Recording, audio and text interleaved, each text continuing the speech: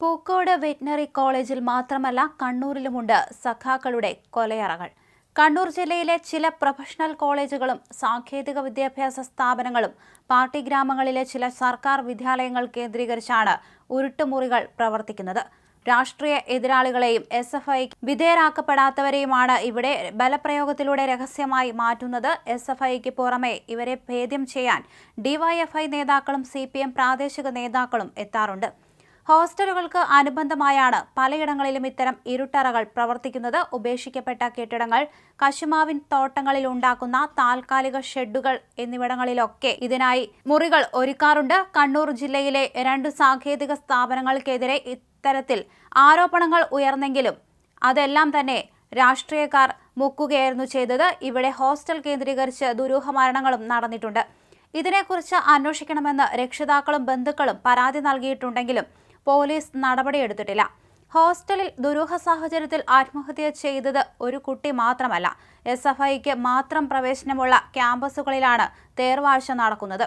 സർവകലാശാല, സാങ്കേതിക വിദ്യാഭ്യാസ സ്ഥാപനങ്ങളിൽ തെരഞ്ഞെടുപ്പ് പ്രഖ്യാപിച്ചാൽ എതിർ സ്ഥാനാർത്ഥികളായി നോമിനേഷൻ നൽകുന്നവരെ തട്ടിക്കൊണ്ടുപോകൽ, മാരകായുധങ്ങൾ കാണിച്ച് ഭീഷണിപ്പെടുത്തൽ, പെൺകുട്ടികളെ അസഭ്യം പറഞ്ഞ് അപമാനിക്കൽ, വീട്ടിൽ കയറി രക്ഷിതാക്കളെ ഭീഷണിപ്പെടുത്തൽ എന്നിവ നടക്കുന്നത് ഇത്തരം ഇരുട്ടുമുറികൾ കേന്ദ്രീകരിച്ച് നടക്കുന്ന ഗൂഢാലോചനകളിൽ നിന്നാണ്. ഇവ ഇടിമുറികളെന്നാണ് അറിയപ്പെടുന്നത്. ഇവിടെ മാരകായുധങ്ങളും ബോംബുകളും സൂക്ഷിക്കുന്നുണ്ടെന്ന ആരോപണം നേരത്തെ ഉയർന്നിരുന്നു. ബോംബ് നിർമ്മാണ കേന്ദ്രങ്ങളായാണ് ഇവ അറിയപ്പെടുന്നത്. പോലീസിന് എത്തി നോക്കാൻ പോലും കഴിയാത്ത ഇവിടെ ആയുധ പരിശീലന ക്യാമ്പുകളും നടക്കാറുണ്ട്. പുറത്തുനിന്നും വരുന്ന വിദഗ്ധരാണ് ഇത്തരം പരിശീലനം നൽകുന്നത്. തെരഞ്ഞെടുക്കപ്പെടുന്ന ഡിഫൻസ് സ്ക്വാഡ് അംഗങ്ങളെ മറ്റും ക്യാമ്പസുകളിലേക്കും അക്രമം നടത്താനായി നിയോഗിക്കപ്പെടാറുണ്ടെന്നാണ് വിവരം. രാഷ്ട്രീയ എതിരാളികൾക്ക് പഠനം നിർത്തിപ്പോകേണ്ട സാഹചര്യമാണ് കണ്ണൂരിലെ മിക്ക വിദ്യാഭ്യാസ സ്ഥാപനങ്ങളിലും. പൂക്കോട് വെറ്റിനറി കോളേജിലെ സിദ്ധാർത്ഥിന്റെ മരണത്തിൽ വീണ്ടും അറസ്റ്റ് ഉണ്ടായിരിക്കുകയാണ്. മുഖ്യപ്രതിയായ സിൻജോ ജോൺസനെ കരുനാഗപ്പള്ളിയിൽ നിന്ന് ഇന്ന് അറസ്റ്റ് ചെയ്തിരിക്കുകയാണ്.